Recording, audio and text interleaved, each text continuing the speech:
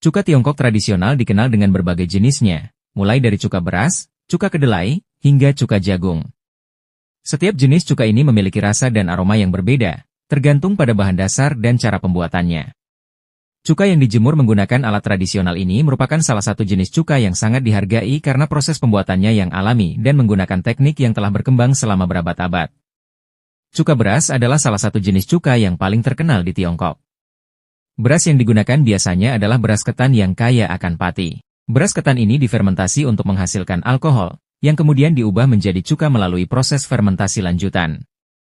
Cuka kedelai terbuat dari kedelai yang difermentasi dengan bantuan ragi dan bakteri tertentu. Proses pembuatan cuka kedelai ini lebih rumit dan melibatkan teknik pembuatan tempe atau kecap, namun hasilnya adalah cuka yang memiliki rasa gurih dan sedikit asin. Beberapa daerah di Tiongkok juga memproduksi cuka tradisional dari jagung.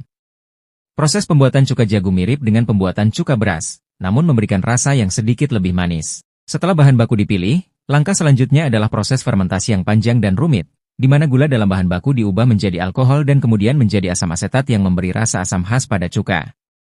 Proses pembuatan cuka tradisional Tiongkok sangat bergantung pada fermentasi alami dan penggunaan alat-alat sederhana yang telah digunakan turun-temurun.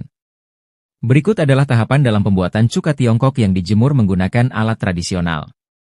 Bahan utama seperti beras ketan, kedelai, atau jagung dipilih dengan hati-hati untuk memastikan kualitas cuka yang dihasilkan. Bahan-bahan ini kemudian dicuci bersih dan diproses lebih lanjut sesuai dengan jenis cuka yang akan dibuat. Bahan baku yang telah disiapkan akan difermentasi menjadi alkohol. Misalnya, beras ketan yang sudah dimasak akan dicampur dengan ragi atau kultur fermentasi alami, kemudian dibiarkan untuk memfermentasi dan mengubah gula menjadi alkohol.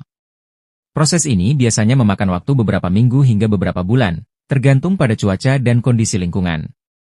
Setelah alkohol terbentuk, proses selanjutnya adalah fermentasi kedua untuk mengubah alkohol menjadi asam asetat. Pada tahap ini, cuka mulai terbentuk secara alami dengan bantuan bakteri penghasil cuka yang dikenal sebagai Acetobacter.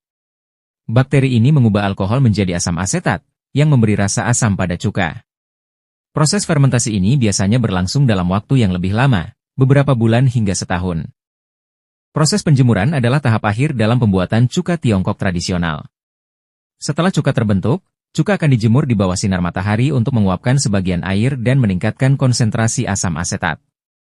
Proses penjemuran ini dilakukan menggunakan alat tradisional seperti wadah tanah liat atau keranjang bambu yang ditempatkan di luar ruangan untuk mendapatkan paparan langsung dari sinar matahari.